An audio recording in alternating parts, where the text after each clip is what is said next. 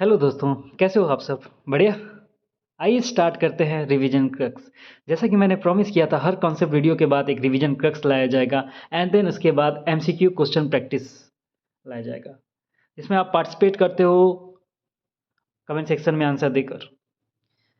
और इसका पर्पज़ ये सर इन्फॉर्मेशन को रिटेन कराना, रटा देना सर आपको इन्फॉर्मेशन को। तो एक बार जो पॉइंट दिखेगा एग्जाम में, देखते ही टिक मारना है सर। टाइम सेव करना है, विद इन अ सेकेंड मारो, आगे बढ़ो। टाइम सेव करोगे, नए क्वेश्चंस जो अननोन होंगे उसके लिए आपके पास टाइम मिलेगा एक्स्ट्रा क्वेश्चंस करने के, एक्स्ट्रा मार्क्स आएंगे और आप सिलेक्शन लोगे सर। तो सिलेक्शन अपना पर्पज है। तो चलिए इस पर्पज को फुलफिल करने के लिए आगे बढ़ते हैं सर। रिवीजन क्रक्स को जल्दी से फास्ट फॉरवर्ड रूट में पढ़ते हैं सर। तो सर अगर मैं आपसे कहूँ, इंडिया का पैसा अब सिर्फ नोट या कॉइन नहीं रहा, डिजिटल हो रहा है सर। बैंकिंग सिस्टम और ज़्यादा पावरफुल बन रहा है, लेकिन साथ ही घर घर का कर्जा भी बढ़ रहा है। तो आप पूछोगे ये सब एग्जाम के लिए क्यों इम्पोर्टेंट है? एंड तक वीडियो देखिए। नाबार्ड, सेबी और आरबीआई के क्वेश्चंस यहीं से बन रहे हैं सर। आइए स्टार्ट करते हैं सर। दोस्तों, इंडियन इकोनॉमी का सबसे पावरफुल इंस्टीट्यूशन क्या है सर? बताइए सर। इंडियन इकोनॉमी का सबसे पावरफुल इंस्टीट्यूशन क्या है? कौन सा इंस्टीट्यूट सबसे पावरफुल है इंडियन इकोनॉमी का? तो वो है sir RBI.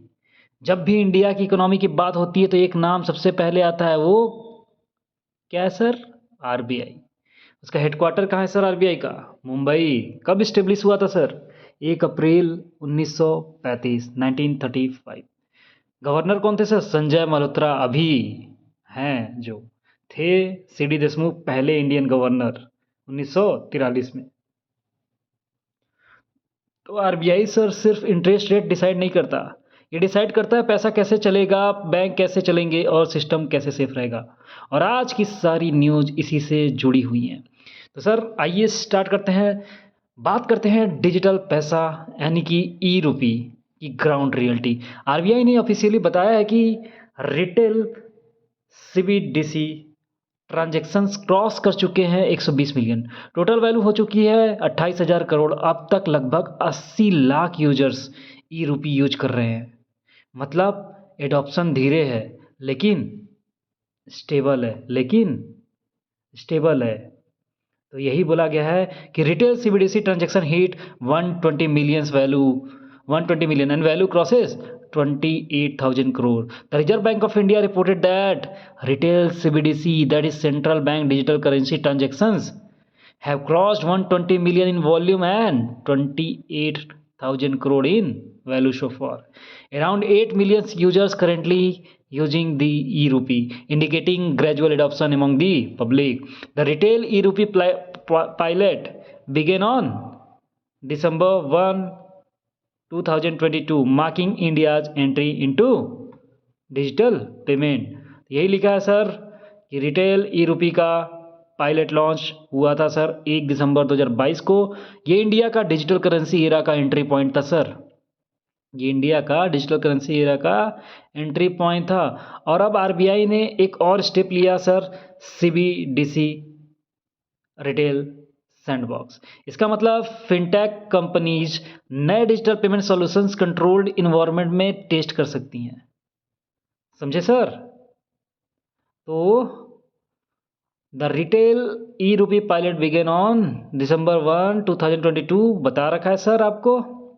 And RBI has also launched a retail sandbox for CBDC, enabling fintech companies to develop and test new digital payment solution. फिर आरबीआई के बेसिकली आपको एग्जाम पॉइंट ऑफ व्यू से एक चीज़ याद रखना सर, सीबीडीसी यानी कि central bank digital currency is equal to RBI की लायबिलिटी है सर, एसेट नहीं। तो कैश का डिजिटल वर्जन है सर, कैश का डिजिटल वर्जन ही सीबीडीसी है सर।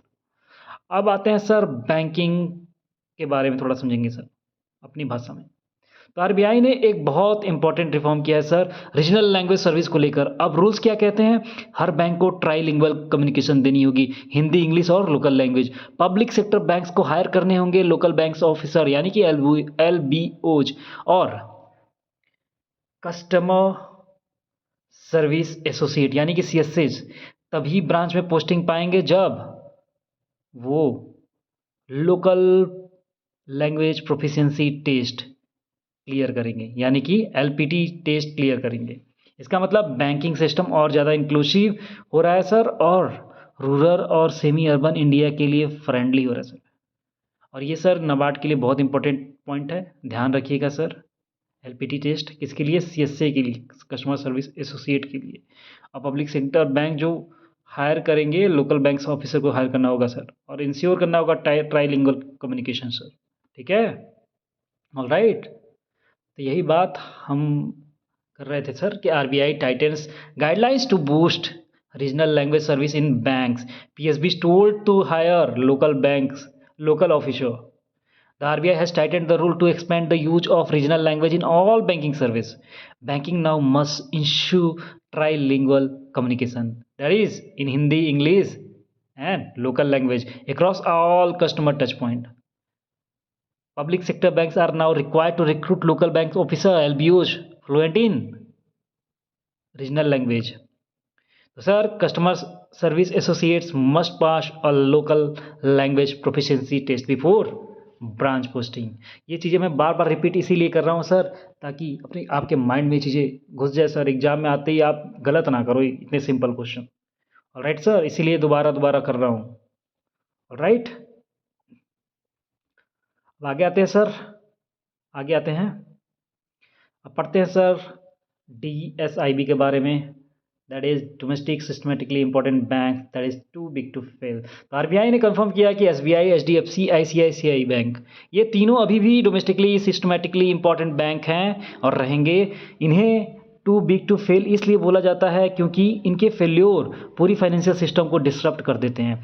इसलिए आरबीआई इन पर एक्स्ट्रा कैपिटल बफर लगाता है, जैसे कि एसबीआई पे 0.8%, एचडीएफसी पे 0.4%, आईसीआईसीआई पे 0.2%। देखिए हाफ हाफ हाफ हाफ हो रहा है सर, एसबीआई में 0.8 तो एचडीएफसी में उसका हाफ 0.4%, और आईसीआईसीआई में उसका हाफ 0.2%।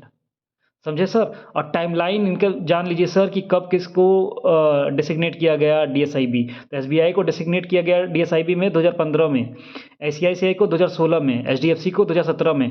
कैसे याद रखोगे सर? एसआईएच 2015-16-17, जब उन्हें डीएसआईबी फ्रेमवर्क के अंदर डाला गया था सर। डीएसआईबी फ्रेमवर्क आया कब था सर? 2014 में।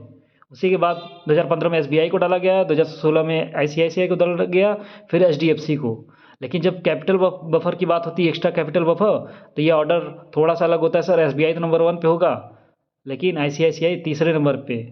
इन टाइमलाइन के मामले में जब डीएसआईबी घोषित किया गया तो एचडीएफसी तीसरे नंबर पे होता है। समझ रहे हो सर?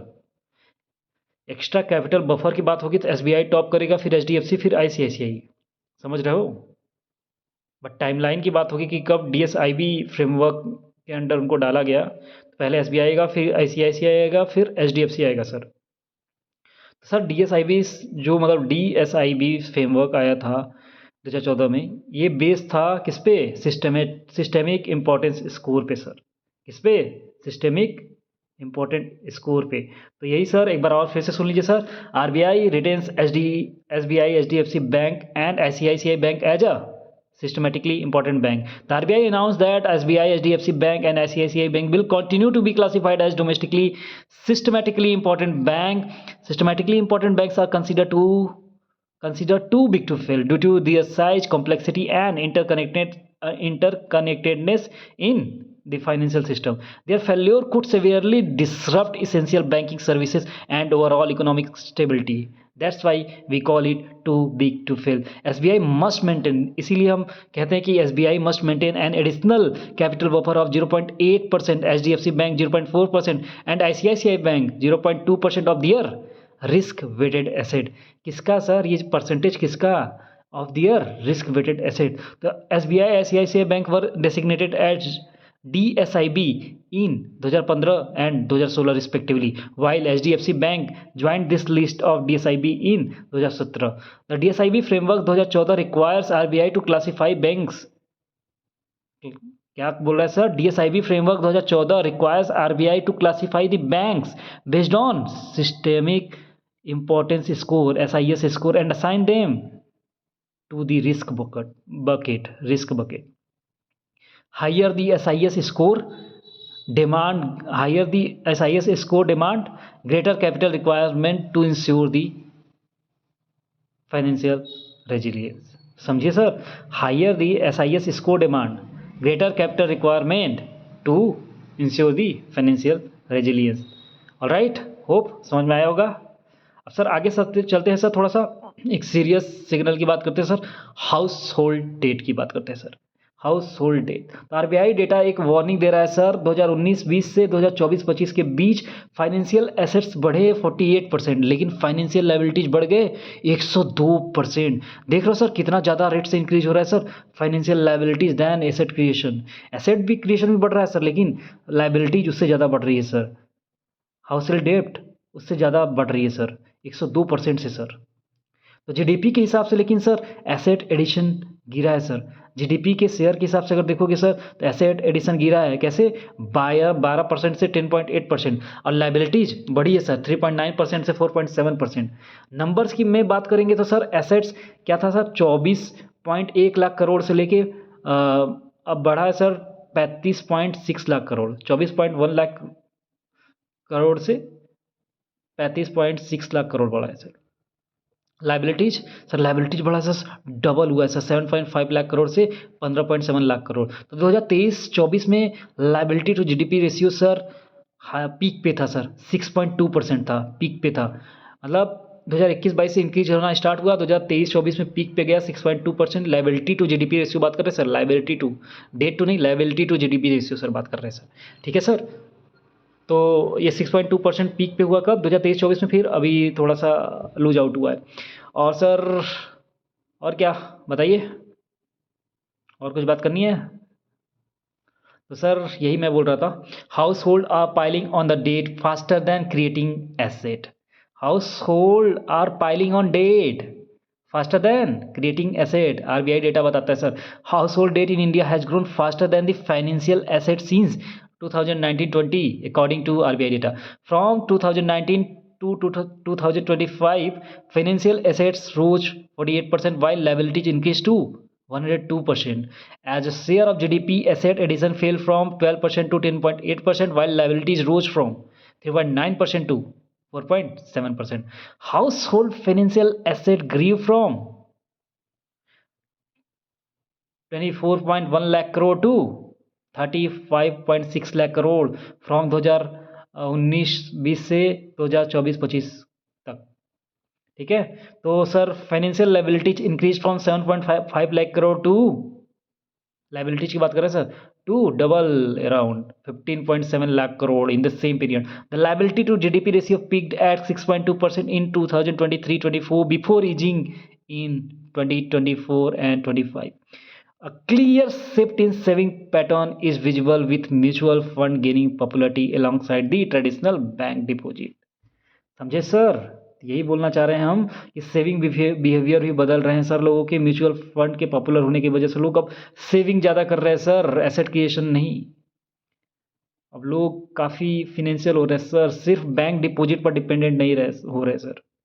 इसीलिए मैंने बोला सर कि there is a clear shift in saving pattern visible with mutual fund gaining popularity alongside the traditional bank deposits. इसीलिए sir RBI is conducting OMO operation और रेपो रेट घटा रहा था ताकि बैंक्स कम रेट पे लोन ले RBI से and फिर मार्केट में लोन दे सर, पैसा मार्केट में डालना है सर। तो इसलिए RBI ओपन मार्केट ऑपरेशन कर रहा है sir to purchase 1 lakh crore, 1 lakh crore, जिससे for liquidity, smooth liquidity ensure करने के लिए सर। तो जब जी से गवर्नमेंट सिक्योरिटी खरीदेगा तो पैसा भी तो देगा, 1 लाख करोड़ का गवर्नमेंट सिक्योरिटी खरीदा तो पैसा भी तो मार्केट में डालेगा 1 लाख करोड़। इससे क्या होगा, लोगों के हाथों में पैसा आएगा, लोग क्या करेंगे, एसेट क्रिएशन करेंगे सर। ऑलराइट, होप समझ में आ रहा होगा। अब बैंकिंग सेक्टर अपडेट्स के बारे में थोड़ा बात कर लेते हैं सर। तो sir Fino payment bank establish हुआ था 2017 में, हेडक्वार्टर कहाँ पे, मुंबई में। RBI ने स्मॉल फाइनेंस बैंक बनने की अप्रूवल दे दी है सर इसको। फिनो पेमेंट बैंक को अप्रूवल मिल गई है स्मॉल फाइनेंस बैंक के लिए, RBI ने अप्रूवल दे दी है सर। और सर एक और है सर बात SBI से रिलेटेड, SBI ने हिस्ट्री क्रिएट की है सर। IIBX गिफ्ट सिटी पर स्पेशल कैटेगरी क्लाइंट बनाए सर। स्पेशल कैटेगरी क्लाइंट बना है। पहले ये पहला बैंक था एसबीआई बेसिकली जो ट्रेडिंग कम क्लियरिंग मेंबर बना था 2024 में ही। एसबीआई पहला बैंक था जो ट्रेडिंग कम क्लियरिंग मेंबर बना था 2024 में। समझे सर? राइट। तो यही बोल रहा था सर मैं कि SBI becomes special category client for of India India International Bullion Exchange that is IIBX. State Bank of India SBI executed first gold transaction, पहला gold transaction as a special category client SCC on the India International Bullion Exchange, marking a milestone in India bullion trade, marking a milestone in India's bullion trade. This follows the SBI's 2024 achievement of becoming the first bank registered as a trading cum clearing member on the IIBX platform as a GIFT City. Alright sir, यही बताना चाह रहा था मैं। और sir एक और point था sir, SBI star award launch हुआ सर। एसबीआई ने स्टार अवार्ड लॉन्च किया है एम्प्लॉय के नॉन प्रोफेशनल टैलेंट्स को रिकॉग्नाइज करने के लिए। एम्प्लॉय के नॉन प्रोफेशनल टैलेंट को रिकॉग्नाइज करने के लिए एसबीआई ने स्टार अवार्ड लॉन्च किया है। Right, SBI launches SBI star award for employ talent. The State Bank of India launch SBI star. Star का फुल फॉर्म क्या sir? Staff talent acknowledgement and recognition award to honour employ achievement beyond professional work, beyond professional work.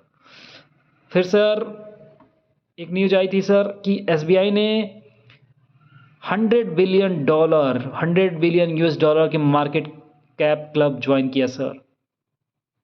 ये India की 6वीं company बनी है जिसने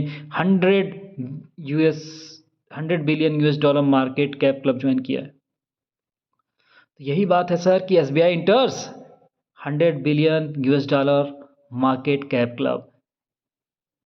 तो SBI has joined the US dollar 100 billion market cap club, becoming the 6th Indian company to achieve this feat. अब बात करते हैं sir top 3 countries with the highest debt to GDP. पहला जापान, दूसरा सूडान, तीसरा बताओ सर सिंगापुर। तो top debt to GDP ratio में कौन सी कंट्री जाती है सर? जापान पहले नंबर पे, फिर सूडान, फिर Singapore. Japan, Sudan, Singapore, Asia के 2 कंट्री हैं सर, जापान और सिंगापुर।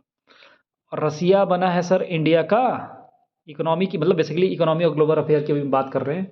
तो सर रसिया बना इंडिया का टॉप सनफ्लावर ऑयल सप्लायर। इसके पहले क्या था सर? यूक्रेन था top sunflower oil supplier to India. अभी कौन है? रसिया। कितना परसेंट करता है? 56%।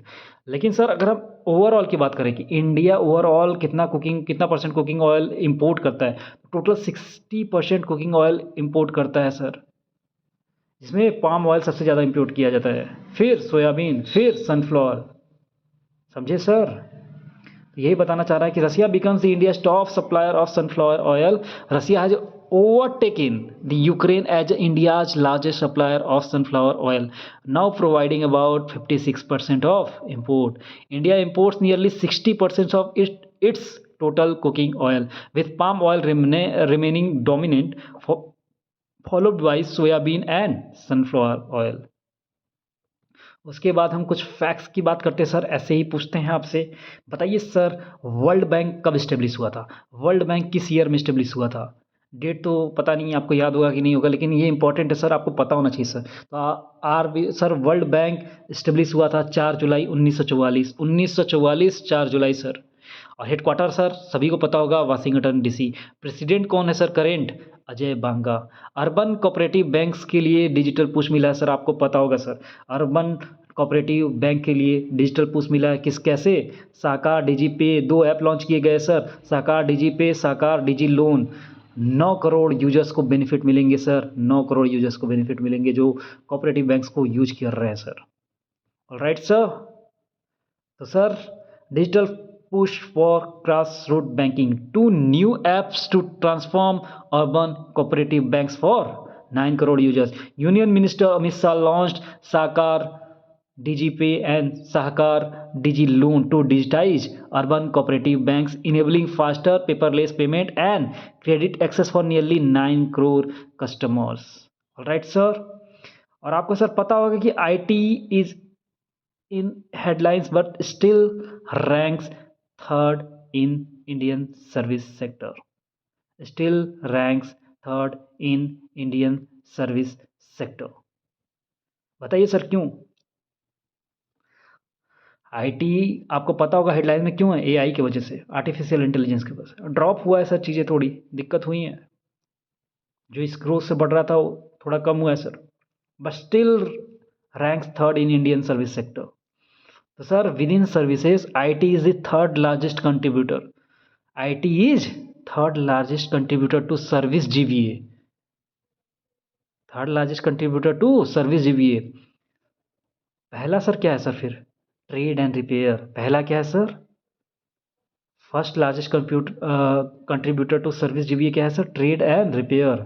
About 20% of service GVA and 30% of service employment. Followed by तीसरा क्या है sir? Professional scientific and business services. मतलब दूसरा है professional scientific and business services, और तीसरा आईटी ऑलरेडी बता दिया सर. ठीक है. फिर हमने बात की थी आई थिंक पे यू का बात किया था. ऑलराइट, इसमें है नहीं. तो सर पे यू को आरबीआई से इंटीग्रेटेड पेमेंट एग्रीगेटर का अप्रूवल मिला. पे यू को आरबीआई से इंटीग्रेटेड पेमेंट एग्रीगेटर का अप्रूवल मिला है. अब वो तीनों मोड में, ऑनलाइन, ऑफलाइन, क्रॉस मॉडल में ऑपरेट कर सकता है. Alright sir. ऑलराइट, तो यही बोला गया सर कि PayU receives RBI approval to operate as a integrated payment aggregator. PayU has received integrated authorization from Reserve Bank of India to operate as payment aggregator across online, offline, cross border categories. तो authorization comes under, ये authorization किसके under आता है sir? Payment and settlement system act, allowing PayU to handle merchant payments with regulatory compliance. All right sir. फिर हमने क्या पढ़ा था सर बताइए? फिर हमने लास्ट पढ़ा था sir RBI ECB agrees to start UPI.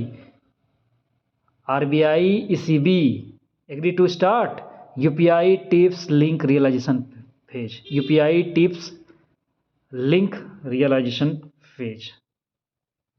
तो RBI and NPCI International Payment Limited, that is NIPL, and ECB, that is European Central Bank, have begun the realization phase for linking UPI with TIPS. TIPS क्या है sir? TIPS है sir target instant payment settlement. It is the eurozone instant payment system operated by euro system.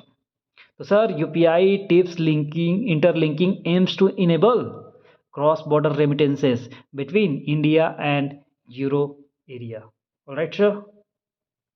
तो यही बताना चाह रहा sir, UPI tips cross border payments के लिए किया जा रहा है सर. होप समझ में आ रहा होगा क्या कहना चाह रहा हूँ सर. All right. तो सर ग्लोबल पेमेंट्स इस समय काफ़ी फेमस हो रहा है. यूपीआई यूरोप तक चला गया sir. RBI, NPCI international and ECB तीनों मिलकर यूपीआई टिप्स लिंकेज का रियलाइजेशन फेज स्टार्ट कर रहे हैं सर. टिप्स क्या है सर? यूरो जोन का instant payment system. India euro area के बीच fast and cheap remittance possible होंगे अब. All right. तो सर ये वीडियो सिर्फ करंट अफेयर नहीं था, ये एग्जाम के डायरेक्ट क्वेश्चन के सोर्स थे सर. अगर आप नाबार्ड से भी आरबीआई के एस्पिरेंट हो तो ऐसे इंटीग्रेटेड टॉपिक को इग्नोर मत करो सर, ये आपकी बहुत बड़ी गलती होगी. यहीं से क्वेश्चन डायरेक्ट आते हैं सर. होप चीज़ें रिवाइज हुई होंगी, थोड़ी और फैमिलियरिटी बढ़ी होगी सर. मेरा मेन मोटिव है सर, चीज़ों को बार बार करने में मुझे भी अच्छा नहीं लगता, किसी भी ह्यूमन को अच्छा नहीं लगता सर, बट आई नो कि this is the method sir. Selection लेना है तो सर आपको ये करना पड़ेगा सर. बोरियत हो चाहे कुछ हो, आपको पढ़ना पड़ेगा सर, दोबारा करना पड़ेगा सर चीज़ें. That's why I am doing this. ये एफर्ट आपके लिए सर.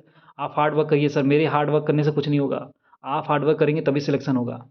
तो सर हमारा एफर्ट अगर आपको जेन्युइन लगा हो 1% भी बात सर, 1% भी बात, एक बात भी जेन्युइन लगी हो सर, तो वीडियो को लाइक करिए सर, चैनल को सब्सक्राइब जरूर करिए सर.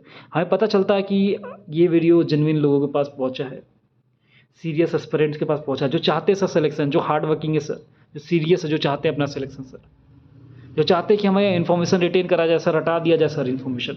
वैसे लोगों तक अगर ये पहुँचेगा तो मेरे को पता चलेगा सर, जब वीडियो आप लाइक करते हो, सब्सक्राइब करते हो, आप इंटरेस्टेड हो सर, आप चीज़ों को समझ में आ रहा है सर, आप प्रैक्टिकलिटी की तरफ जा रहे हो सर। काफ़ी साल से अगर आप मिस्टेक कर रहे थे तो आपको एक सॉल्यूशन मिल रहा है सर, मेरे को ये पता चलेगा सर। आप अब आप चाहते हो सर सिलेक्शन लेना, ना कि बस घूमते फिर रहे हो सर। ऑलराइट, तो सर वीडियो को लाइक करिए, चैनल को सब्सक्राइब करिए, और अगर पॉसिबल हो तो अपने जेन्युइन दोस्तों के साथ शेयर करिए, जो जेन्युइन कंटेंट, जिनको जेन्युइन कंटेंट का ज़रूरत है, जो सिलेक्शन चाहते हैं सर, जो इन्फॉर्मेशन को रिटेन करना चाहते हैं सर, लॉन्ग टर्म मेमोरी में, सबकॉन्शियस माइंड में डालना चाहते हैं सर, ताकि जब एग्जाम में वो विजुअल्स दिखे सर, बार बार पढ़ने से, देखने से, तो उनको चेहरे पे उनकी स्माइल है सर, खुशी हो सर, कॉन्फिडेंस बूस्ट हो सर, एग्जाम में वो पैनिक नहीं करेंगे सर। अब जब पैनिक नहीं करते, कॉन्फिडेंस बूस्ट होता है सर, स्पीड बढ़ती है आपको क्वेश्चन करने की सर, और वो स्पीड आपको हेल्प करेगी time saving, time management sir. आप एक्स्ट्रा क्वेश्चन करोगे, और एक्स्ट्रा क्वेश्चन करने से एक्स्ट्रा मार्क्स के चांसेस बढ़ेंगे, और आपके सिलेक्शन होने के चांसेस बढ़ेंगे। तो अपना पर्पज़ क्या है सर? सिलेक्शन लेना है सर, चाहे जैसे भी। हमको स्मार्ट बनने की ज़रूरत नहीं है सर, हमको हार्ड वर्क करना है, स्मार्टली करना है, लेकिन हार्ड वर्क करना ही करना है। हमको एक्सक्यूज़ नहीं देना है सर। स्मार्ट वर्क बोल के लेज़ीनेस का एक्सक्यूज़ नहीं देना है कि स्मार्ट वर्क करेंगे हम, और फिर करते कुछ नहीं हो सर। वो नहीं करना सर। वो 4 साल 5 साल से लोग करते आ रहे हो, देख रहा हूँ मैं। काफ़ी लोगों को देखा है सर। रिवाइज़ करते नहीं हो, मल्टीपल सोर्सेज़ पे जाते हो, बार-बार एक-एक मतलब अलग-अलग सोर्सेज़ चेंज करोगे, एंड देन लास्ट में कहोगे सर एंग्ज़ायटी आ रही सर, टेंशन हो रहा है सर, स्ट्रेस आ रहा है सर। होगा सर, क्यों नहीं होगा? आपने कॉन्फिडेंस बनाया ही नहीं सर। आपने उन इन्फॉर्मेशन को रिटेन किया ही नहीं। आपको पहले पढ़ना होता है, कॉन्सेप्ट वीडियो देखना होता है, फिर रिवाइज़ करना होता है सर। विजुअल्स बनाने होते हैं माइंड में, फिर उसे प्रैक्टिस किया जाता है सर। क्वेश्चन एग्जाम में क्या होता है सर? क्वेश्चन आता है सर, एमसीक्यू आता है, वो एप्टीट्यूड डेवलप करना होता है, वो माइंडसेट डेवलप करना होता है, ताकि सिलेक्शन हो पाए सर आपका। क्वेश्चन ऐसे थोड़ी ना होता है कि तुम जाके वहाँ पे नए-नए क्वेश्चन आते हैं सर, और नए क्वेश्चन को कैसे सॉल्व करते हैं, आंसर तक कैसे पहुँचते हैं, ये माइंडसेट डेवलप करा रहा हूँ सर। इसीलिए मैं 3 पार्ट में वीडियो को चलाता हूँ सर। पहले कॉन्सेप्ट वीडियो, फिर रिवीजन, फिर एमसीक्यू, ताकि आप इन्फॉर्मेशन को रिटेन करो। ये नहीं कि बिंज वॉचिंग की तरह मल्टीपल सोर्सेज जैसे पढ़ते जाते हो, लेकिन कभी रिवाइज नहीं करते हो, फिर लास्ट में एग्जाम के टाइम पे एंजाइटी आने लगती है सर, कि कैसे रिवाइज करें सर, इतना पढ़ लिया है, बर्डन आने लगता है, फिर अपने आप पे गुस्सा आता है सर। क्यों? क्योंकि स्ट्रैटेजी गलत थी। हार्ड वर्क करना ज़रूरी है भाई, बहुत ज़रूरी है, बट वो हार्ड वर्क क्या फ़ायदा सर, जो दिखाने के लिए बस ऐसे कर रहे हो हार्ड वर्क। वो क्या हार्ड वर्क है? बस पढ़े जा रहे हो, उसमें कहाँ माइंड का तुम्हारा बहुत ज़्यादा यूज हुआ है सर। माइंड का यूज़ तब होता है ना, जब माइंड इरिटेट होता है, जब माइंड बोर होता है सर। जाते हो ना जब जिम में, मसल्स पे एक ही मसल बार-बार वर्क करते हो, कितना पेन होता है सर, तब जाके मसल्स बनता है सर। ऐसे ही माइंड है सर, माइंड पे जब जोर डालते हो ना, बार-बार रिवाइज़ करते हो, बोर होता है, इरिटेशन होती है, गाली दे दूँ, क्या कर दूँ, माइंड में बहुत कुछ आता है। सर उस समय आप लर्न करते हो, जब आप अनकम्फर्टेबल होते हो ना, ये साइकोलॉजी है सर।